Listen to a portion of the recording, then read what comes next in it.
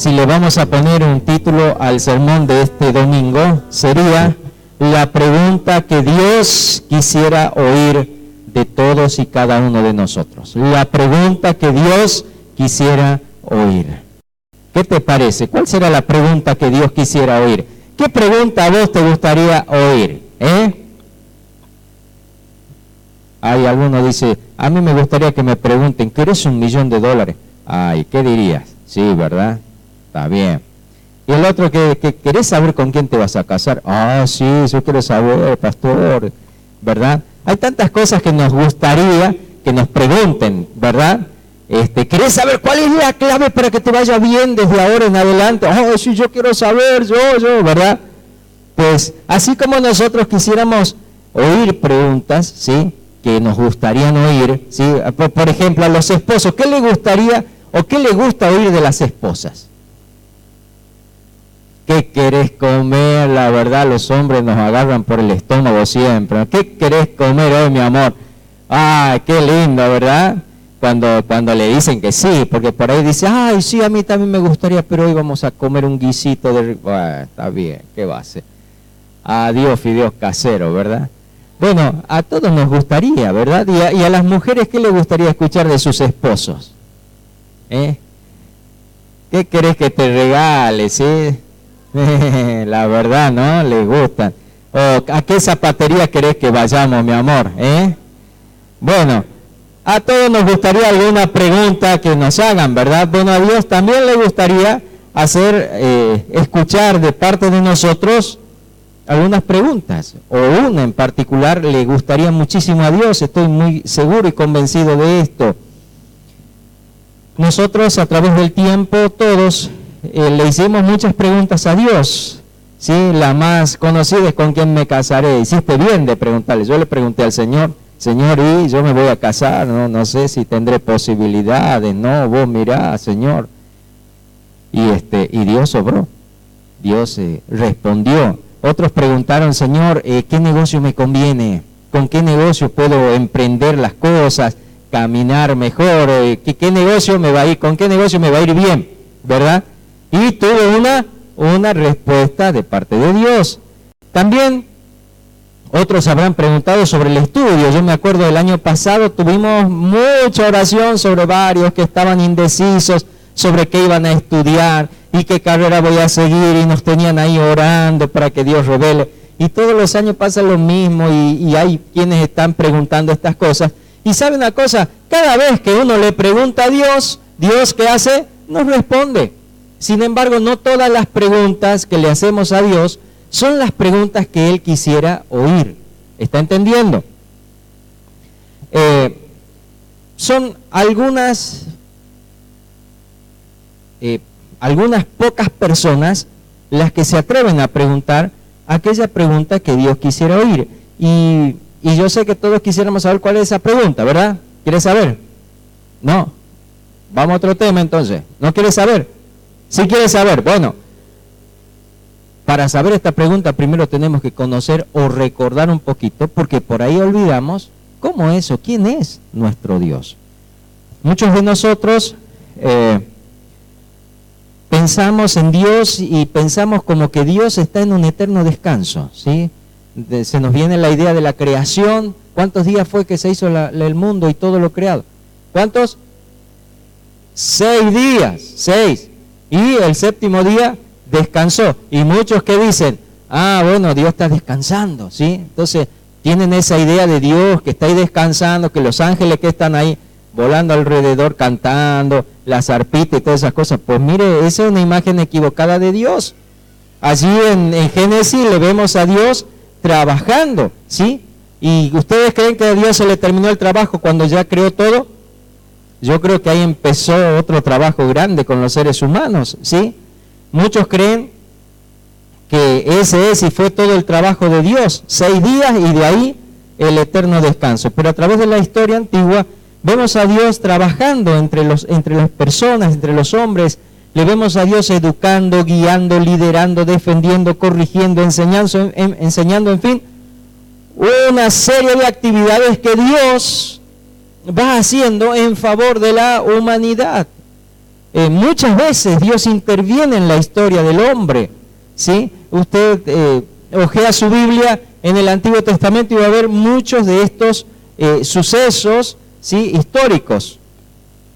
Sin embargo, en el Nuevo Testamento, con la llegada de Jesús, encontramos a Dios en otra tarea mucho más grande y por así decirlo, poco reconocida entre los hombres.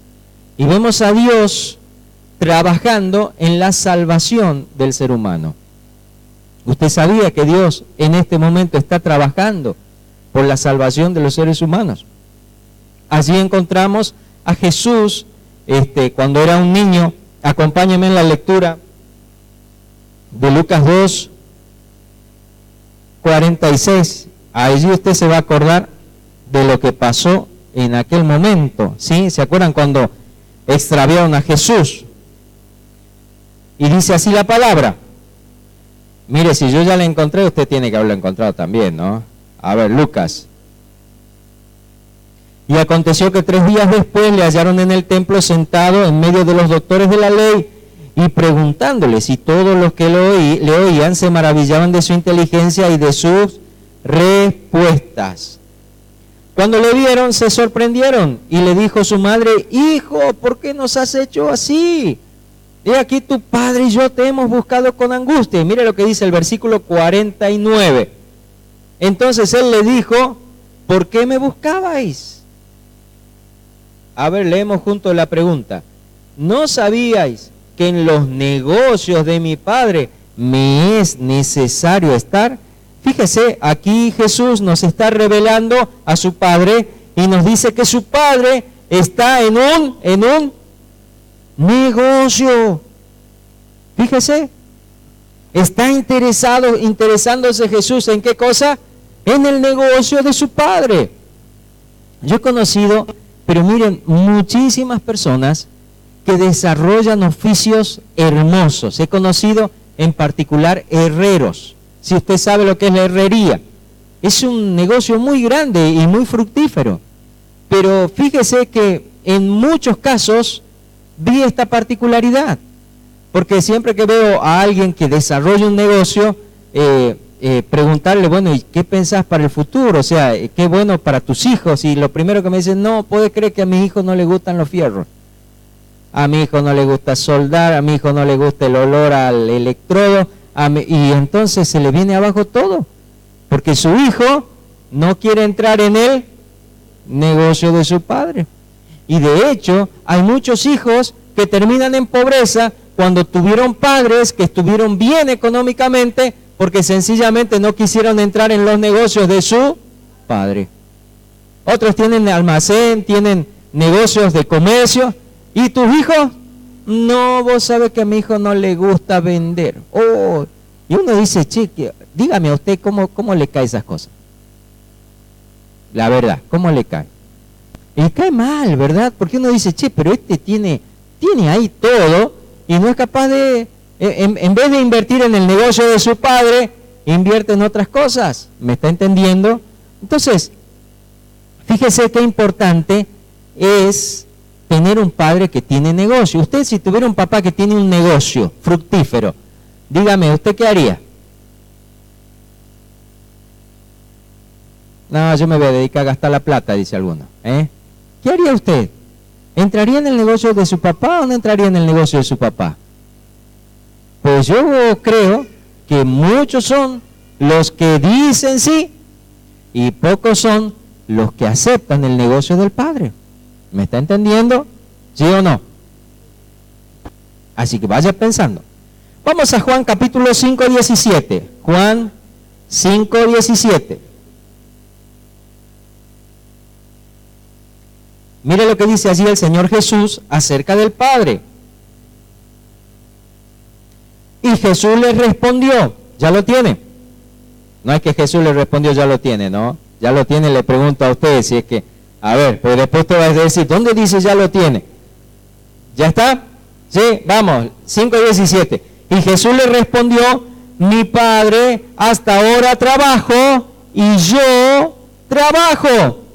Es decir, una vez más, Jesús nos está hablando de que Él está involucrado en qué cosa, en el trabajo de su papá. Mi padre está trabajando. ¿Y en qué estaba trabajando el padre? Pues estaba trabajando en lo que estaba desarrollando su hijo, la salvación de todos nosotros. Y hoy en día sigue trabajando de esa manera. Dios trabaja, ¿sí? Y su trabajo es salvar a la humanidad del desastre en el que se cayó. ¿Se acuerda lo que pasó en la creación? ¿Se acuerda del huerto de Edén? ¿Se acuerda cuando el hombre eligió darle la espalda a Dios y eligió hacer caso a su propio razonamiento? ¿Se acuerda? Pues Dios desde entonces está trabajando. ¿Para qué? Para que la humanidad se vuelva nuevamente y de corazón a Él. Por esa razón es que el apóstol Pedro, en 2 de Pedro 3:9, váyalo buscando, allí nos dice algo que tiene que ver con este trabajo que Dios está haciendo por todos nosotros. 2 de Pedro, búsquelo, casi al final de su Biblia. 2 de Pedro, dice así la palabra, 3:9. El Señor no retarda su promesa, según algunos la tienen por tardanza, sino que es paciente para con nosotros, no queriendo que ninguno perezca, sino que todos procedan al arrepentimiento. ¿Sabe una cosa? Aquí el Señor, quizás usted lo lee y dice, bueno, Dios no retarda, está sentado ahí esperando que la gente lo conozca. Pues no es así. Dios no está sentado esperando. Dios está haciendo cosas y está retardando su promesa, porque sí está en la espera de que su labor dé como resultado que ninguno se pierda y que todos procedan al arrepentimiento. ¿Está entendiendo? ¿Sí? Entonces tenemos un papá, ¿verdad? Usted es hijo de Dios. Levante la mano a los hijos de Dios. Pues tiene papá usted, ¿verdad? Que es Dios. Su papá trabaja. Sí, ¿verdad? ¿En qué trabaja su padre? En salvar la humanidad. ¿Y usted en qué trabaja? ¿Usted está en el negocio del padre? Ay, no, pero es que yo el día que el Señor me sane, ahí ya voy a empezar a hacer. No, el Señor cuando me dé la novia, ahí ya me voy a sentir con más fuerza, pastor, porque la novia uno lo pone contento y entonces, no, corazón. Eso te lo va a dar el Señor de una, porque a Dios le gusta formar familias. Pero Dios espera una pregunta de tu boca. Y esa pregunta es la que le hizo el apóstol Pablo el mismo día que conoció al Señor Jesús o reconoció al Señor Jesús como el Señor de su vida. ¿Jesús es tu Señor? Pues mire lo que dice aquí la palabra en Hechos de los Apóstoles, capítulo 9. Por si usted se olvidó, usted lo conoce al apóstol Pablo, ¿sí? Es uno de los hombres en el Nuevo Testamento más que bendecido por Dios. Es un hombre cuya vida ya ha traspasado milenios y las enseñanzas que él nos dejó y que nunca se las adjudicó, sino dijo que es por obra del Señor, por obra del Espíritu Santo que él pudo darnos estas palabras. Hasta el día de hoy están plasmadas en cartas que nosotros leemos y que nos guían. La esencia de lo apostólico, fíjese, no está dada por los apóstoles primero que levantó el Señor, sino por este apóstol Pablo, que desmembrenó todo lo que es lo apostólico y lo puso en cartas y enseñó a la iglesia. Fíjese que escribió tantas cartas que casi significan más de la mitad del Nuevo Testamento. ¿Me entiende? Es decir, alguien que por hacer esta pregunta puso en movimiento a Dios y puso en movimiento al cielo. ¿Usted quiere conocer esta pregunta? ¿Sí? ¿Seguro que quiere conocer? Y cuando la conozca, ¿qué va a hacer? Va a decir, qué linda la pregunta. Pues yo le voy a decir, no quiero que la haga ya la pregunta, porque es una pregunta que hasta le puede costar su vida. ¿Usted está dispuesto a morir por Jesús? Entonces puede hacerla. Pero si usted no está dispuesto a morir por Jesús, no la haga. ¿Usted está dispuesto a irse a otro país por Jesús? Sí, siempre y cuando sea París, dice. O Alemania me gustaría conocer, pastor. No, yo te estoy hablando de otros países donde hay necesidad. ¿Está dispuesto? ¿Estarías dispuesto a dejar tus estudios? ¿Estarías dispuesto a dejar tu futuro brillante por Jesucristo? ¿Estarías dispuesto a dejar tu familia? ¿Estarías dispuesto a dejarlo todo? ¿Estarías dispuesto a dejar de andar llorando por tantas cosas que te pasan y que siempre andas con problemas? ¿Estarías dispuesto a dejar tu propia vida? Pues si estarías dispuesto a todo eso, esta pregunta sencillamente va a ser como el empujoncito que te va a ayudar a poner en movimiento el cielo a favor de la obra de Dios a través de tu vida. Amén. ¿Querés escucharla? Pues vamos a leerla. ¿Sí? Hechos capítulo 9, desde el versículo 1, es la conocida historia de la conversión de Saulo. Versículo 1, dice así la palabra. Saulo, respirando aún amenazas y muerte contra los discípulos del Señor. Sí, a ver, espere un momento, vamos a ponernos en situación. Sí, hemos hablado también de Pablo, pero Pablo se llamaba Saulo. Era malito, sí, era una persona que estaba totalmente en contra del cristianismo. Era una persona que justamente aquí lo dice, respiraba amenazas. El aire de Pablo era, ¿cómo le hago la vida imposible a estos cristianos? Él era un judío de pura cepa, era un judío súper religioso, y para él era una abominación todo lo que el cristianismo enseñaba. Para él era algo totalmente ajeno a la voluntad de Dios. Así que si él podía ver preso a un cristiano, se sentía feliz. Así que él era una persona totalmente en contra de Jesucristo. ¿Está entendiendo? Porque por ahí quizás usted está diciendo, bueno, esa pregunta la hizo Pablo. Sí, pero Pablo y llevaba una vida que te puedo asegurar que estaba mucho más en contra de Dios que lo que hoy estás haciendo vos. ¿Estás entendiendo? ¿Sí? Aún así, esta pregunta puso en movimiento al cielo en favor de la obra de Dios en Pablo. ¿Sí? O sea que él estaba respirando amenazas y muerte, ¿sí?, contra los discípulos del Señor. ¿Usted alguna vez estuvo pensando en matar a algún hermano? ¿No? Seguro. Alguno dice que estaría bueno que se vaya con el Señor, ¿no? Bueno, él realmente respiraba y anhelaba que se mueran estos cristianos, ¿sí? Mire usted, es malo, ¿sí? Vino al sumo sacerdote y le pidió cartas para las sinagogas de Damasco. Él se iba a Damasco, entonces entraba en la sinagoga, que era el lugar de reunión de los judíos, a fin de que si hallase algunos hombres o mujeres de este camino, los trajese presos a Jerusalén. O sea que él iba a encontrar cristianos, iba a buscar cristianos y llevarlos presos, ¿sí?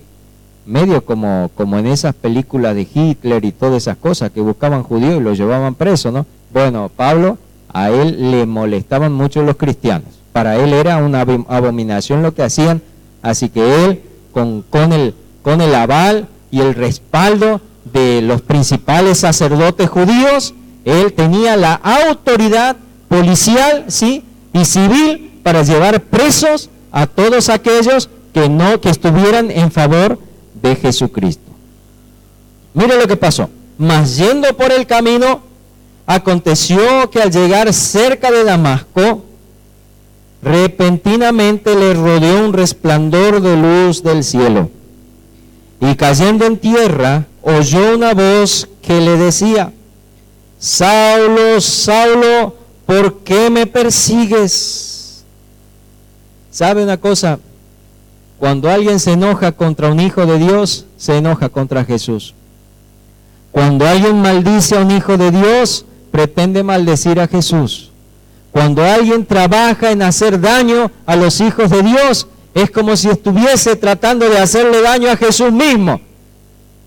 Y tarde o temprano Jesús se aparece y los defiende. Amén.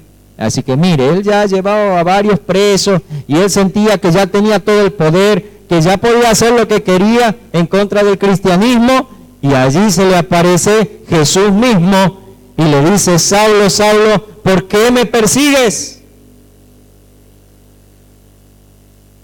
¿Quién eres, Señor?, le dice Pablo. Y le dijo: yo soy Jesús, a quien tú persigues. Porque el que se mete con un hijo de Dios se mete contra Jesús.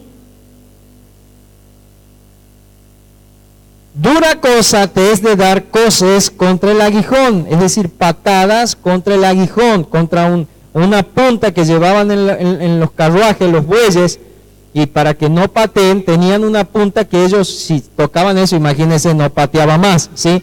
Pero Pablo parece un buey que era insensible, pateaba y más daño se estaba haciendo.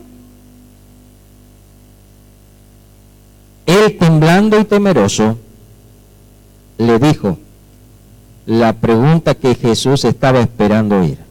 Fíjese: Señor, ¿qué quieres que yo haga? Señor, ¿qué quieres que yo haga? Pero no era así. Señor, ¿qué quieres que yo haga? A ver, Señor, ¿qué quieres que haga? Bueno, está bien, Señor, está bien, ya tantas cosas que me han pasado, y sí, Señor, ya veo que no hay otra que servirte. A ver, ¿qué querés que haga? A ver, ¿querés que toque un instrumento? ¿Qué querés que predique? A ver, ¿qué querés que haga, Señor? Decime, ¿qué querés que haga? No era así. ¿Cómo dice la palabra? Temblando y temeroso. Tuvo un encuentro con Jesús. Y temblando y temeroso le dijo: Señor, ¿qué quieres que yo haga? Cuando una persona temblando y temeroso te pregunta qué quieres que haga, le podés pedir lo que sea. ¿Me está entendiendo? Muchas veces hemos hecho esta pregunta, pero se la hicimos desde lo que teníamos adentro. A ver, Señor, ¿qué querés que haga? Está bien, me has sacado de acá, bueno, a ver, ¿dónde me vas a poner? Pero nunca le estamos dando a Dios el lugar de Señor, de decidir que haga lo que Él quiera hacer sobre nuestras vidas. ¿Me está entendiendo cuál es la diferencia? Cuando Pablo le estaba diciendo al Señor qué quería que haga, le estaba diciendo: Señor, me puedes pedir hasta mi propia vida, que aquí te la entrego, porque te reconozco como el Señor de mi vida. Reconozco que hasta aquí mi vida ha estado obstaculizando tu obra, tu trabajo, pero desde ahora aquí estoy, Señor, para empezar a hacer lo que vos me digas que haga. Amén. Mire qué importante, ¿no? ¿Usted alguna vez estuvo trabajando en algo y está ahí cansado y ya parece que está arreglando algo y viene alguien a ayudarle? Y le dice: ¿qué crees que haga? Tráeme un vaso de agua. Bah. ¿Y le pasó eso? O que usted está ahí arreglando algo y dice: a ver, correte y ya voy yo. No, que ya lo tengo. No, a ver, correte. ¡Pum! Y se le cae todo. Y uno dice: pero mejor hubiera sido que no venga a ayudarme. ¿Me está entendiendo? Pues así no podemos ser con Dios. Cuando nos acercamos a Dios, tenemos que saber que primero tengo que esperar que Él me diga qué tengo que hacer. Amén. No meterme. Muchos de nosotros somos así. Le decimos: Señor, ¿qué quieres que haga? Pues levántate más temprano, hijo, deja de ser tan vago, porque así nunca en mi vida voy a pensar en que tu vida pueda ser de bendición para otros. Y dice: oh, Señor, pero yo no puedo. Y ahí se quedó el siervo de Dios, sirviendo a su propio vientre. ¿Está comprendiendo? Señor, ¿qué quieres que haga? Decime, Señor, ¿querés que vaya a África? ¿Querés que vaya a la India? No, mi hijo, quiero que le ayude a tu madre, no puede ser así, tan servido. Oh, Señor, ¿y yo por qué? Si está mi hermana, mi hermano. ¿Me está entendiendo? Muchos de nosotros le decimos: Señor, ¿qué quieres que haga? Pero en el fondo queremos oír algo de Dios que nos convenga a nosotros, que llene nuestro propio corazón. pero que no llena el corazón de Dios. ¿Está entendiendo por qué Dios muchas veces no nos responde esta pregunta? Porque no la hacemos en temblor y en temor. ¿Está comprendiendo? Yo creo que usted entienda. Muchos historiadores hablan del apóstol Pablo y piensan, muchos de ellos, es una gran incógnita para los estudiosos. ¿Qué fue de la familia del apóstol Pablo? Usted sabe que el apóstol Pablo perdió todo. Es más, muchos piensan que él era casado, porque era como un rabino. Entonces, muy probablemente estaba casado y perdió su esposa, perdió sus hijos. No, él habla de hijos, pero de hijos espirituales. No se habla de su familia, no tenemos elementos como para poder indagar qué pasó con su familia. Evidentemente, esta pregunta le costó dejar de lado su propia familia. ¿Me está entendiendo? ¿Y usted está dispuesto a hacer esta pregunta que Dios quisiera oír de usted? Mire, yo estoy convencido que si Pablo tuvo que perder familia y tuvo que perder cosas, de ninguna manera se perdió en Dios, porque en Dios las cosas se recuperan. Amén. Amén. Aun cuando le pidió a Abraham su hijo, él ya tenía un sustituto. Cuando Dios te pide algo fuerte, tienes que saber que la recompensa también es fuerte y suple todo dolor. ¿Qué será lo que el Señor querrá que hagas con tu vida? ¿Te has puesto a pensar? ¿Qué hubiera sido de la vida de Pablo sin el Señor? Hubiera sido un gran judío, intachable, pero nada más. Pero en el Señor se transformó en una persona que asimismo se decía que él ya no estaba, que estaba Cristo en él, y que lo que más quería vivir era vivir en la fe de Jesucristo. Para mí, decía, el vivir es Cristo y el morir, pues una ganancia. Este era el apóstol Pablo, el hombre lejos de Dios, ajeno al corazón de amor del Padre, que cuando lo conoció se atrevió a hacer la pregunta que Dios quiere oír de todos nosotros: Señor, ¿qué quieres que yo haga? Y sigue diciendo, y el Señor le dijo: levántate, entra en la ciudad y se te dirá lo que debes hacer. Mire, desde el versículo 7 en adelante, allí usted va a encontrar cómo el cielo empieza a trabajar alrededor de Pablo. Quedó primero ciego, después fue llevado conducido hacia una casa, allí recibe la vista, allí empieza a conocer de Jesús, después hace un viaje, aprende de Dios, empieza a empaparse de las cosas de Dios, después vuelve de ese viaje y empieza a predicar el Evangelio, y empiezan a suceder señales, y empieza a verse que Dios estaba con el apóstol Pablo. Tiene visiones tan grandes que él mismo no sabe decir: yo no sé si las he vivido o no las he vivido. Son tan grandes que no hay palabras humanas que puedan describir las cosas que el Señor me permitió ver. ¿Usted conoce a algún hombre que pueda decir esto? Yo no. Pero yo conozco a un hombre que hizo una pregunta que le llevó a poder vivir y experimentar todo esto. Y es este hombre del que estamos leyendo, que se atrevió a preguntarle: Señor, ¿qué quieres que yo haga? ¿Usted qué piensa que Dios quiere hacer aquí en Tafí Viejo? Nosotros queremos construir un lugar, comprar este lugar y construir un lugar muy bonito, muy lindo, ¿verdad? Y Dios dice: sí, muchachos, está bueno, ¿verdad? Pero ese es su trabajo. Porque Dios, cuando mira, ve ese lugar bonito hecho pedazos, porque esto se rompe todo, ¿verdad? Pero sí, nos hace falta, es bueno, ¿sí? ¿Cuál es el trabajo de Dios aquí en Tafí Viejo? Usted sabe que Dios conoce a todos nuestros vecinos por nombre, sabe su necesidad, sabe lo que le pasa, sabe lo sencillo que sería para ellos salir del problema en el que están. Sabe de los chicos que se drogan y sabe de los chicos que están dejando su hogar. Sabe de los chicos que trabajan y se empiezan a meter en el ocultismo pensando que es un juego y terminan perdiendo sus almas. Sabe de los chicos que ya han tomado la decisión de hacerse daño a su propio cuerpo y se cortan con trinchetas, y otros que están decidiendo matarse. Dios está viendo todo eso. Y Dios está preguntando, ¿a quién voy a enviar? Y nosotros, ¿qué decimos? Aquí estoy, Señor, aquí estoy, Señor, yo necesito tal cosa. Y Padre, yo quiero tal otra. Y Padre, vos que sos tan bueno, dame la otra. Y Dios está esperando que alguno de nosotros pudiera decir, Señor, la verdad, soy la persona menos indicada.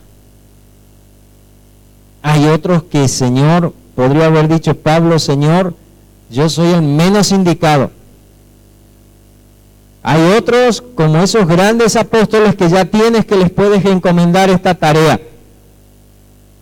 Pero igual, porque sos mi Señor, desde ahora te pregunto, ¿qué quieres que yo haga? ¿Me está entendiendo?